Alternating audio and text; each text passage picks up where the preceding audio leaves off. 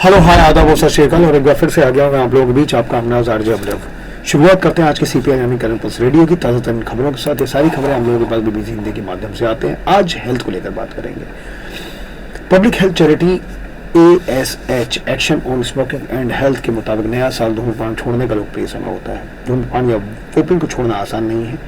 Craving खाने की तलब बेहद मुश्किल होती है और ये सिर्फ निकोटिन के लिए नहीं होता। धूम्रपान छोड़ने के बाद कई लोगों को ज़्यादा भूख लगती है और वे जंक फूड का रुख करते हैं। मैं एक डाइटिशियन हूँ और मैं बताने की कोशिश कर रही हूँ क्यों ये क्रेविंग बढ़ सकती है और इससे बचने की क्या ज़रूरत है, और ये हमें बता रही है लारा टिल्ट। धूम्रपान छोड़ने से सेहत को फायदा। बहुत सारे लोग धूम्रपान छोड़ना चाहते हैं और उनमें से ज़्यादातर ऐसा करने में कामयाब भी हो जाते हैं। अगर आपने धूम्रपान छोड़ा है तो आपने अपनी सेहत के लिए एक बेहतर कदम उठाया। धूम्रपान छोड़ने के फायदे आपको 20 मिनट के अंदर ही मिलने लगते हैं। 48 घंटे के अंदर आपके खून के अंदर कार्बन मोनोऑक्साइड का स्तर गिर जाता है और वो ऐसे व्यक्ति के स्तर तक पहुंच जाता है जो धूम्रपान नहीं करता। इसका फायदा ये होता है कि आप अधिक ऊर्जावान महसूस करते हैं। लंबी अवधि में आप धूम्रपान छोड़ने से 50 से अधिक बीमारी से बच जाते हैं और आपकी फिटनेस में सुधार होता है। आप आसानी से सांस ले पाते हैं और आपको खाने का स्वाद पहले से ज़्यादा बेहतर लगने लगता है। लेकिन इन फायदों तक पहुंचने का सफर आसान नहीं होता। निकोटीन की लत गहरी होती है और इसे छोड़ने के कुछ प्रभाव भी हैं। जैसे बहुत क्रेविंग होती है या आप बेचैनी महसूस करते हैं या फिर आपको सोने में भी परेशानी हो सकती है। धूम्रपान छोड़ने से कुछ लोगों का वजन भी बढ़ सकता है। धूम्रपान छोड़ने से भूख ज़्यादा आती है। जानने से पहले कुछ और जानना जरूरी है कि धूम्रपान आपके शरीर के लिए थोड़ा वजन बढ़ने से ज़्यादा खतरनाक है। रिसर्च बताती है कि धूम्रपान छोड़ने से जो फायदे आपके शरीर को मिलते हैं उस पर वजन बढ़ने का कोई असर नहीं पड़ता है। ये जानते हुए कि धूम्रपान छोड़ने पर आपका वजन बढ़ेगा, उसे कुछ तरीकों से नियंत्रित किया जा सकता है। सवाल ये है कि धूम्रपान छोड़ने से भूख ज़्यादा क्यों लगती है। इसकी कुछ वजह है। निकोटीन ऐसी चीज़ है जो आपकी भूख को कम करता है। जानवर पर की गई रिसर्च बताती है कि जब चूहों को निकोटीन दिया जाता है तो वो कम खाते हैं, लेकिन जब उन्हें निकोटीन नहीं दिया जाता तो वो ज़्यादा खाने लगते हैं और उनका वजन बढ़ जाता है। इंसानों पर भी ऐसे प्रभाव देखे जाते हैं। लोग यूनिवर्सिटी के एक अध्ययन में ब्रिटेन के धूम्रपान करने और न करने वालों के खानों की आदतों पर बात की गई। इस अध्ययन के मुताबिक धूम्रपान करने वाले बिना धूम्रपान करने वाले की तुलना में 3 घंटे से ज़्यादा समय तक भूखे रहते हैं।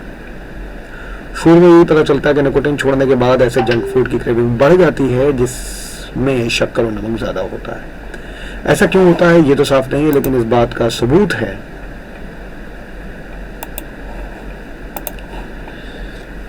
कि जंक फूड से दिमाग के कुछ हिस्सों को वैसा ही एहसास मिलता है जैसा धूम्रपान से मिलता है। इसलिए पता चलता है कि लोग निकोटीन की कमी को पूरा करने के लिए चटपटे फूड का सहारा लेते हैं। दूसरा पहलू ये है कि धूम्रपान छोड़ने के बाद खाना ज़्यादा अच्छा लगता है। धूम्रपान करने वाले कुछ लोगों के मुंह में सिगरेट या वैप रखने की इच्छा भी होती है। चटपटा भोजन उस इच्छा की जगह बदलने में मदद करता है। इसलिए भी ये निकोटीन छोड़ने के बाद इस आदत को बदलने का एक जरिया बनता है। धूम्रपान छोड़ने के बाद अनहेल्दी फूड क्रेविंग से कैसे बचें। धूम्रपान छोड़ने के बाद आप खाने की इच्छा को नियंत्रित कर सकते हैं।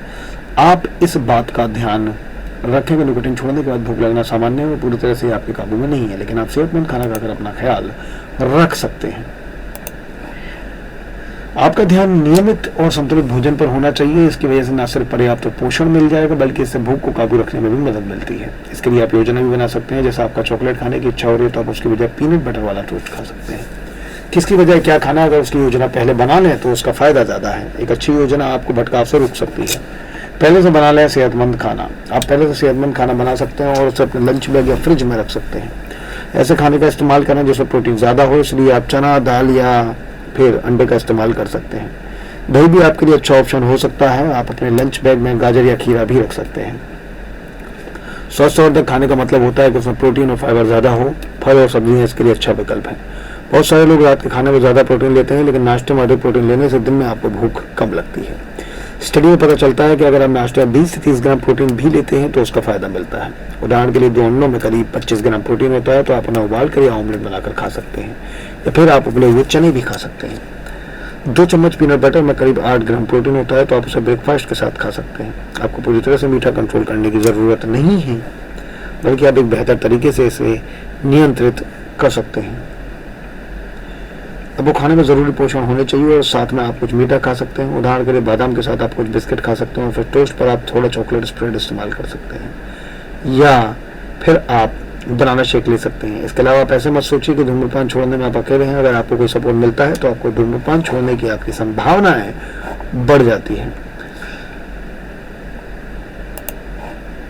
क्या वायु प्रदूषण है फेफड़ों के कैंसर की वजह, जानिए नई रिसर्च अब क्या कहती है। शोधकर्ताओं का कहना है कि उन्होंने वायु प्रदूषण और कैंसर का रिश्ता खोज निकाला है और ये बिल्कुल नया शोध है।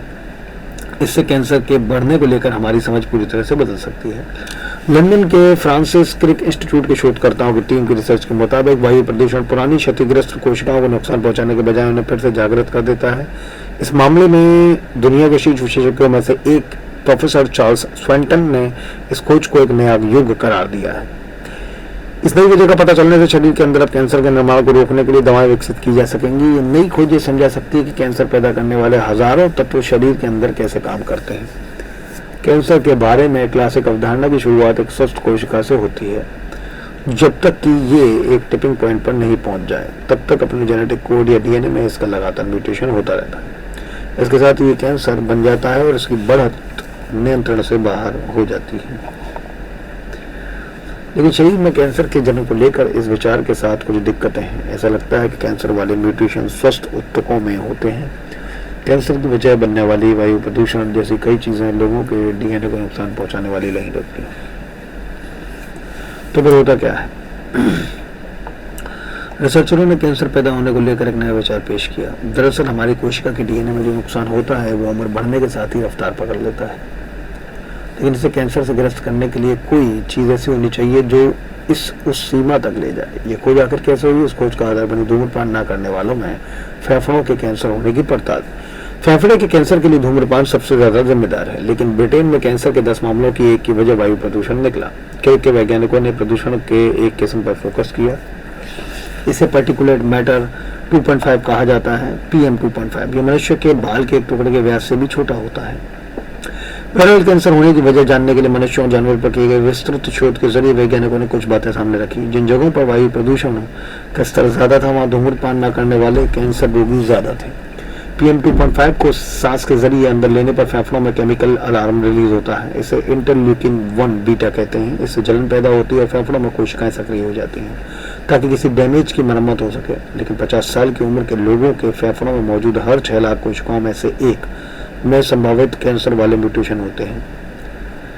बढ़ती उम्र में व्यक्ति तब तक स्वस्थ दिखता है जब तक कि रासायनिक अलार्म की ओर से सक्रिय होकर कैंसर न बन जाए। ये वैज्ञानिक वायु प्रदूषण में जी रहे एक चूहे में कैंसर बनने से रोकने में सफल रहे हैं। इसके लिए उन्होंने ऐसी दवा विकसित की जो अलार्म सिग्नल को रोक देती थी। ये खोज एक तरह से दोहरी सफलता है। एक तो इससे वायु प्रदूषण के असर के बारे में समझ बढ़ी और दूसरे कैंसर होने के बुनियादी कारणों का पता चला। क्रिक इंस्टीट्यूट के रिसर्चरों में से एक डॉक्टर एमिलिया लिम ने कहा कि जिन लोगों ने कभी धूम्रपान नहीं किया है उनके शरीर में फेफड़ों का कैंसर पनपने लगा था। उन्हें पता ही नहीं चला कि ऐसे कैसे हुआ। उन्होंने कहा कि ये कैसे होता है इसके सुराग की जानकारी देना काफी अहम है। और ये भी बेहद अहम बात है कि दुनिया के 99% लोग ऐसी जगहों पर रहते हैं जहाँ वायु प्रदूषण का स्तर WHO की गाइडलाइन से ऊपर है। इसका मतलब ये है कि हम सभी पर यह असर कर रहा है। कैंसर को लेकर नई सोच। लेकिन शोध के नतीजे ये भी बताते हैं कि सिर्फ म्यूटेशन होना ही कैंसर के होने के लिए पर्याप्त नहीं है। इसके लिए अतिरिक्त तत्व की जरूरत होती है। प्रोफेसर स्वेंटन ने कहा है कि उनके लैब की सबसे रोचक बात ये रही है कि उन्होंने ट्यूमर की खोज की शुरुआत की और उसकी वजह के बारे में हमारी समझ पर नई दृष्टि को लेकर उन्होंने बात की। ये बता रही थी कि आखिर ट्यूमर की शुरुआत को लेकर जो समझ थी उसके भी हो सकती है। इससे मॉलिक्यूलर कैंसर की रोकथाम की नई युग की शुरुआत हो सकती है। इसलिए भारी वायु प्रदूषण वाले इलाके में रहने वाले लोगों के लिए कैंसर की रोकथाम के लिए गोली बनाना कोई कल्पना नहीं। डॉक्टर हृदय वाहिनियों से यानी कि आर्टरीज और वेन्स जो होती हैं जुड़ी बीमारियों के लिए इंटरल्यूकिन 1 बीटा दवाइयों का ट्रायल कर चुके हैं। हालांकि संयोग से लेकिन उन्हें ये पता चला है कि इससे फेफड़े का कैंसर का जोखिम कम होता है। कैंसर से जुड़े शोध के नतीजों को European society for medical oncology की प्रेस कॉन्फ्रेंस में वैज्ञानिकों के साथ साझा किया जा रहा है। फेफड़ों के कैंसर की सबसे बड़ी वजह। इस कॉन्फ्रेंस से BBC के साथ बातचीत में प्रोफेसर स्वेंटन ने कहा कि प्रदूषण इसका बढ़िया उदाहरण है, लेकिन आने वाले 10 साल में कैंसर की वजह के लिए 200 से ज्यादा उदाहरण सामने आ सकते हैं। उन्होंने कहा कि इस बारे में नए सिरे से सोचने की जरूरत है कि धूम्रपान से कैंसर कैसे होता है। क्या ये डीएनए के नुकसान की वजह से होता है कि नुकसान तंबाकू में मौजूद रसायन से होता है। दिलचस्प ये है कि ये सिर्फ म्यूटेशन वाले डीएनए ही